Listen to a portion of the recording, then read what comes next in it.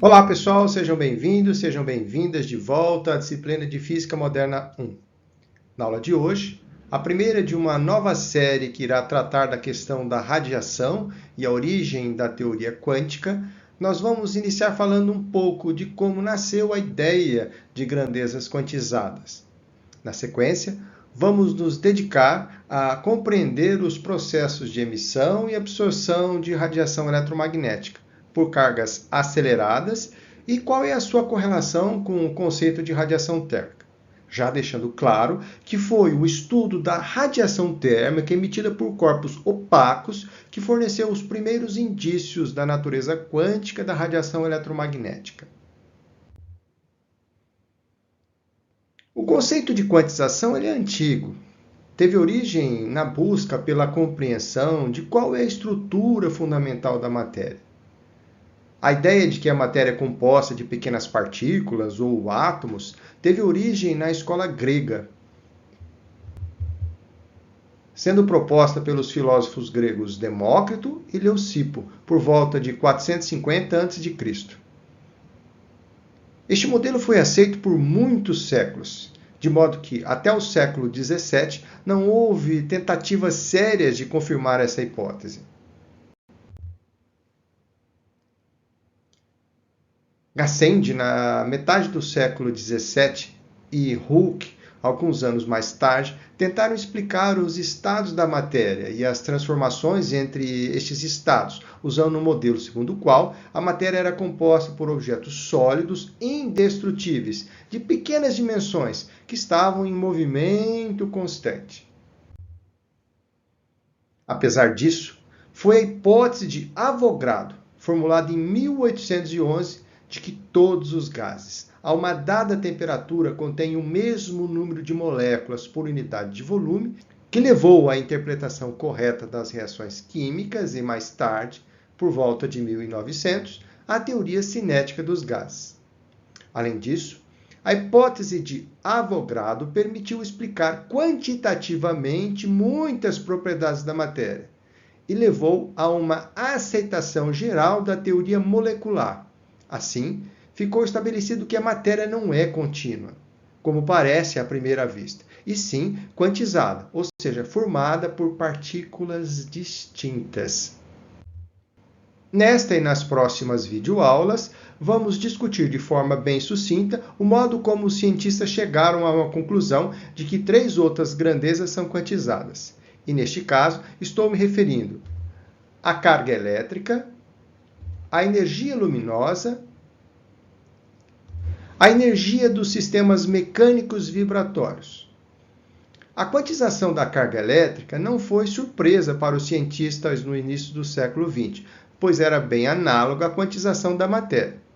Mas a quantização da energia luminosa e a quantização da energia mecânica, ambas de grande importância para a física moderna, foram ideias revolucionárias. As primeiras estimativas da ordem de grandeza das cargas elétricas associadas aos átomos foram feitas a partir da lei de Faraday. O trabalho de Faraday, realizado no início do século XIX, se destaca até hoje por sua visão, criatividade e meticulosidade.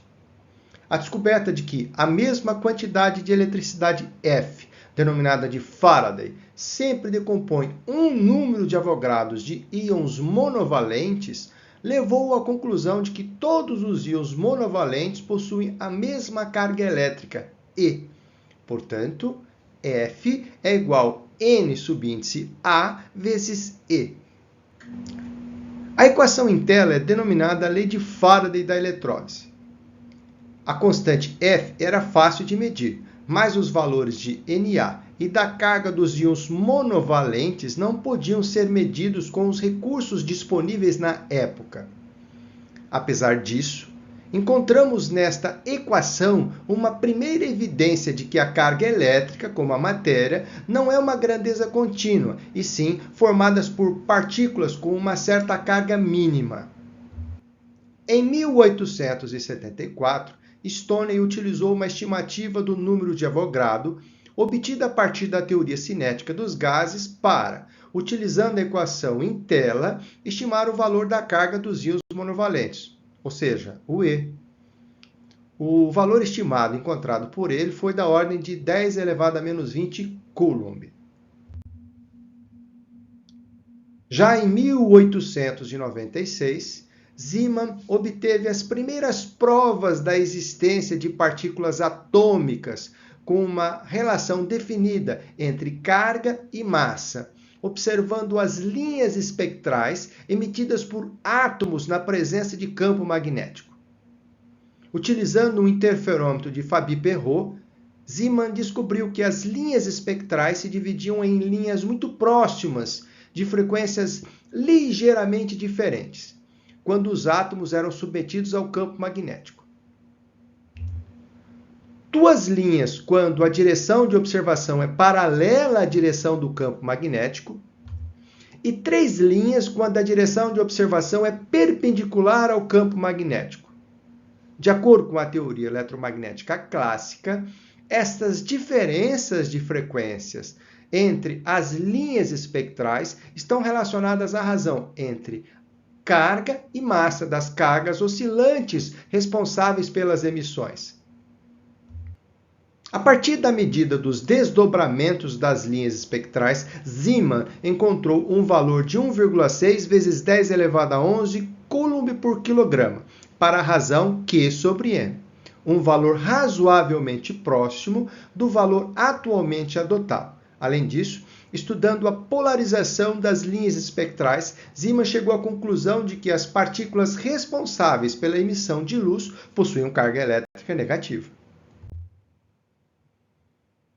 Um ano após a publicação do trabalho de Zeeman, Thomson mediu o valor de Q sobre M para os chamados raios catódicos e observou que, se a carga das partículas contidas nesses raios fosse igual à carga mínima estimada por Stoney a partir da lei de Faraday, a massa das partículas seria apenas uma fração da massa do átomo de hidrogênio.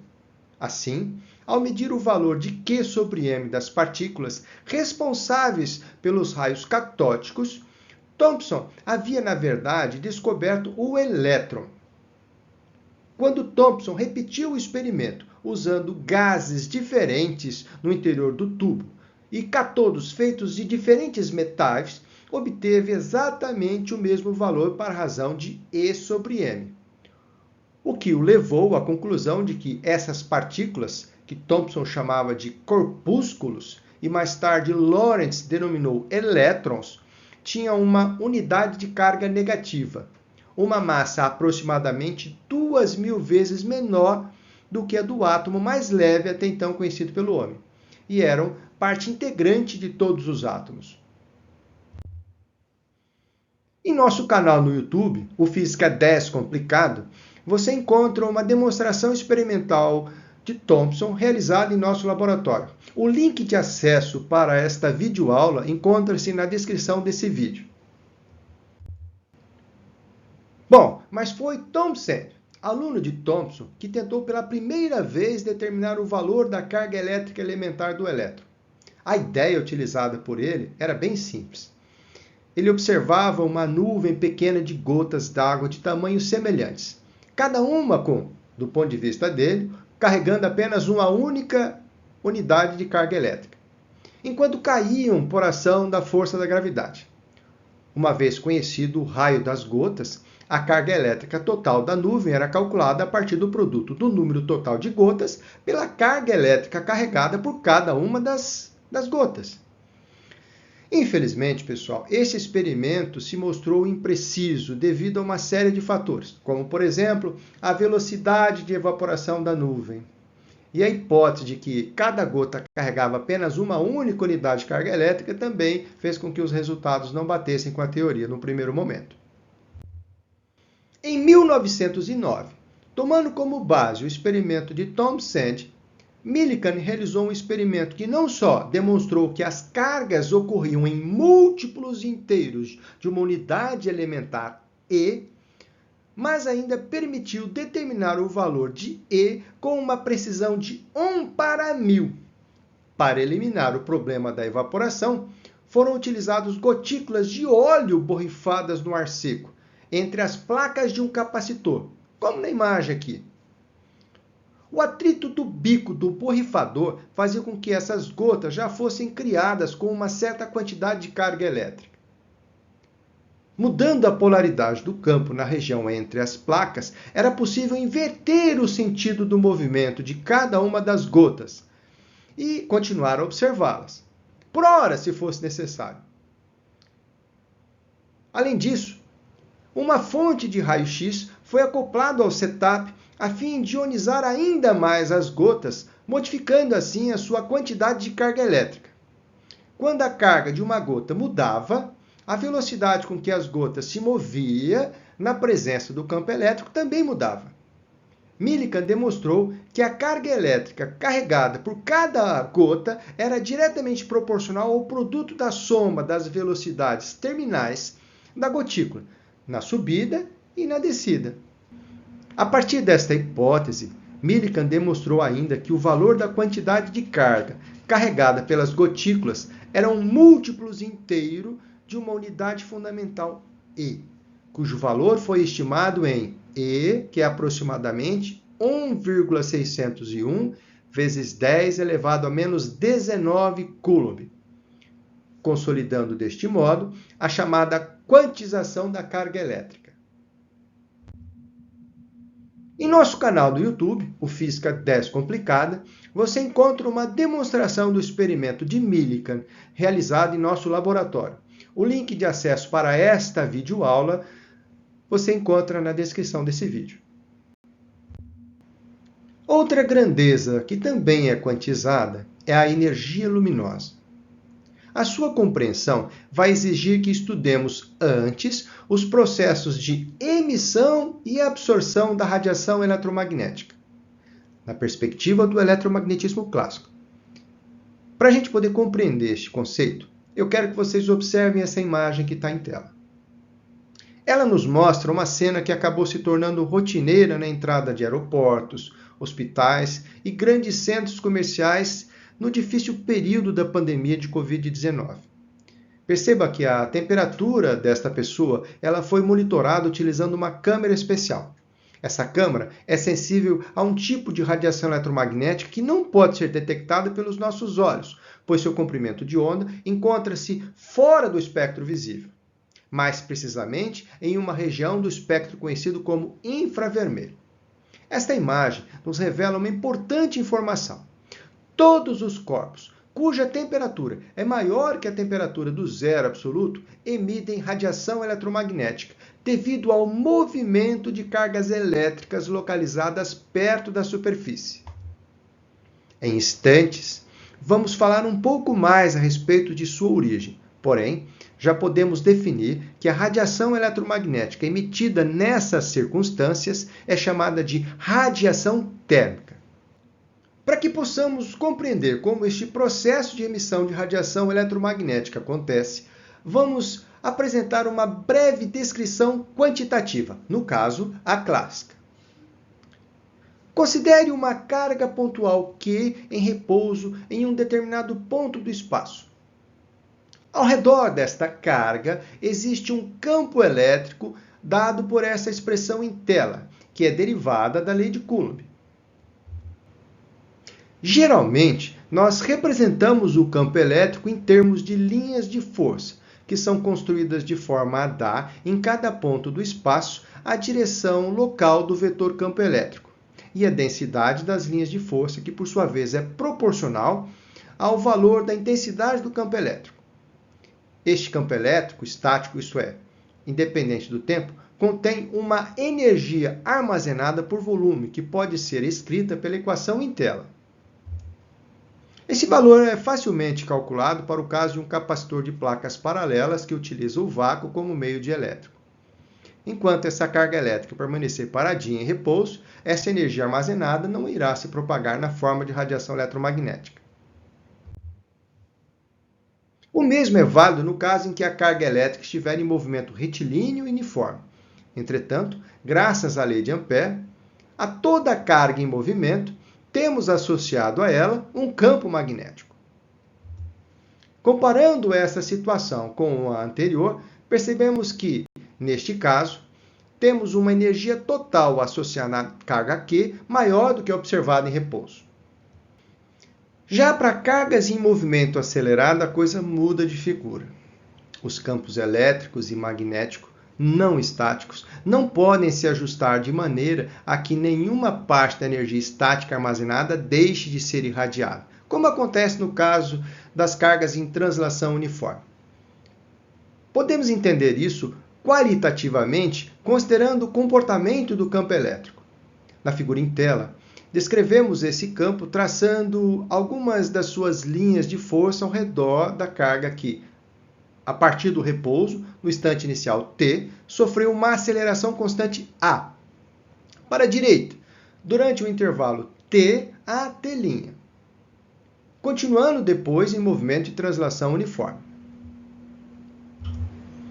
A figura mostra ainda as linhas de força em um instante posterior t', vista do referencial, movendo-se com velocidade final constante v, de modo a fazer com que todos os tempos sejam medidos neste referencial. A pequenas distâncias, as linhas de força afastam-se radialmente da posição anteriormente ocupada pela carga. A grandes distâncias, elas se afastam também radialmente da posição por ela ocupada inicialmente. A razão para isso acontecer é simplesmente o fato de a informação que diz respeito à posição da carga não poder ser transmitida a outros pontos com velocidade infinita, isso é, instantaneamente, mas apenas com velocidade c. Em consequência disso, há quebras nas linhas de força, isto é, mudanças na direção das linhas de força entre uma esfera de centro na posição inicial e de raio R1, que é igual a C, que multiplica T menos T, que corresponde à menor distância na qual o campo pode saber que uma aceleração teve início. E uma esfera centrada na posição presente da carga com raio R2, que é igual a C, que multiplica T menos T', que corresponde à menor distância na qual o campo pode saber que a aceleração terminou.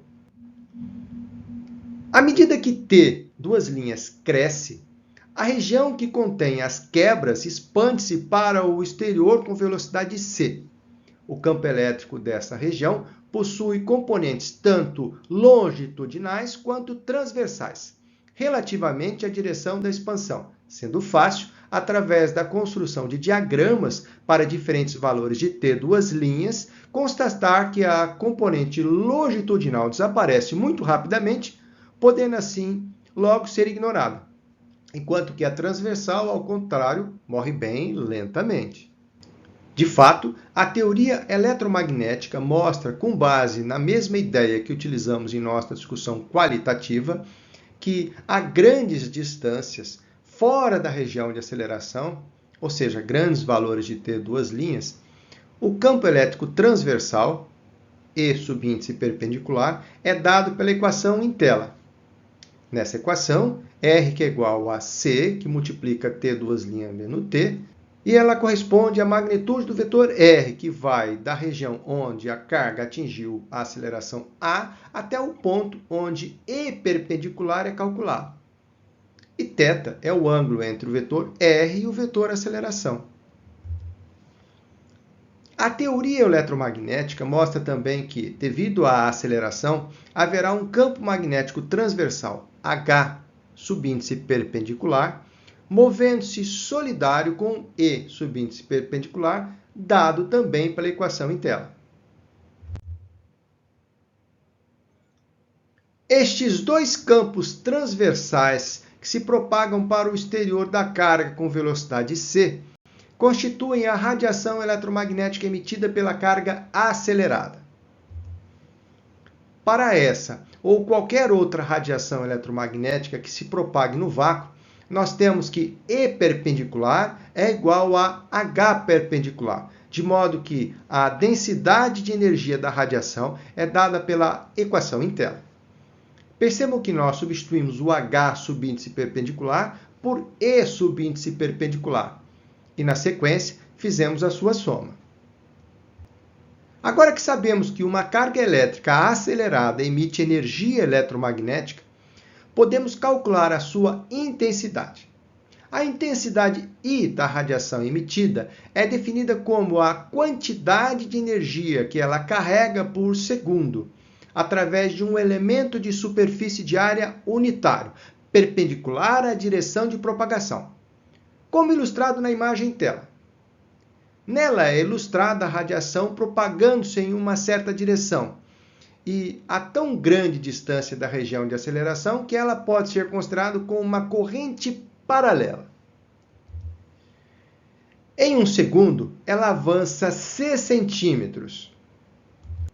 Consequentemente, toda a energia contida no paralelepípedo com face normal à direção de propagação, com área de 1 centímetro quadrado e altura L, que é igual a c centímetro, será transportada através daquela face em 1 segundo. A energia contida no paralelepípedo é igual à densidade de energia ρ vezes o seu volume. A intensidade é dada, então, pela equação em tela. Substituindo os valores da densidade de energia e do campo elétrico perpendicular que nós acabamos de calcular, temos que a intensidade pode ser escrita como uma função de θ, indicando explicitamente que a intensidade depende da direção de emissão. Além disso, perceba que I como uma função de θ obedece bem à conhecida lei do inverso do quadrado da distância. A energia total irradiada em todas as direções por segundo, ou seja, a taxa de irradiação de energia eletromagnética, pode ser calculada integrando-se I como uma função de θ na superfície de uma esfera de raio qualquer. Substituindo na integral o valor da intensidade que acabamos de calcular, jogando para fora da integral todos os termos constantes, incluindo o raio, uma vez que a intensidade é constante ao longo de todos os pontos dessa superfície, chegamos então a uma integral de seno ao cubo de θ, que pode ser tranquilamente resolvida pelo método da substituição. Após resolver a integral, temos que a taxa de irradiação de energia emitida por uma carga acelerada é dada pela equação em tela. Estudemos agora o fenômeno da radiação térmica. Na teoria clássica, isso é visto como o resultado da aceleração das cargas perto da superfície, devido à agitação térmica. Agora, em uma única aceleração, a maior parte da radiação emitida tem uma frequência aproximadamente igual à velocidade da luz dividida por seu comprimento de onda, lambda.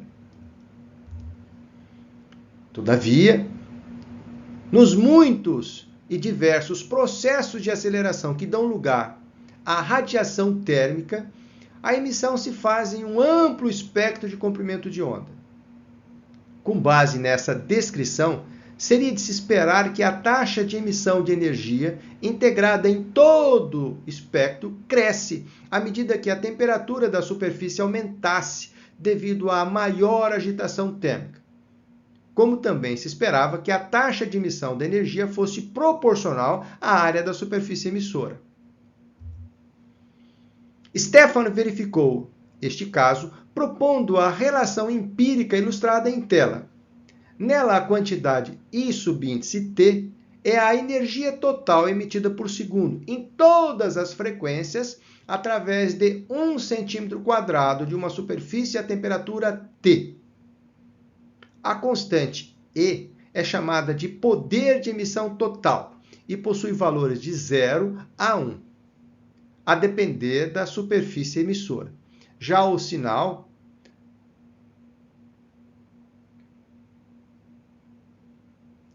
Stefan verificou este caso propondo a relação empírica ilustrada em tela.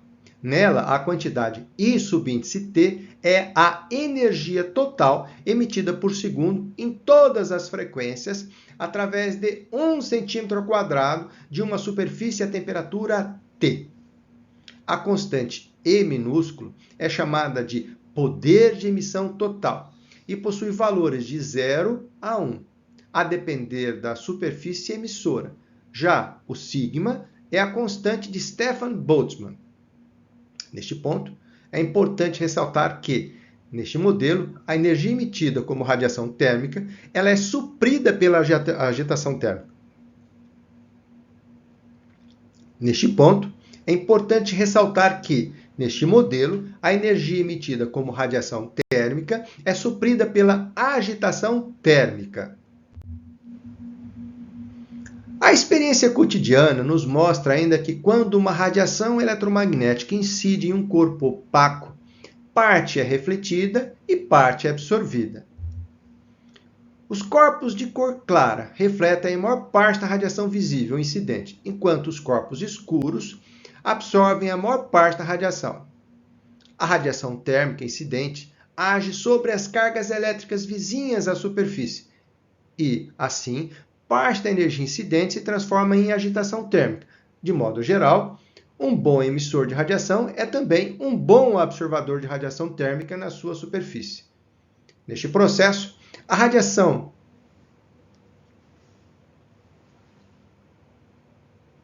Os corpos de cor clara refletem a maior parte da radiação visível incidente, enquanto os corpos de cor escura absorvem a maior parte da radiação.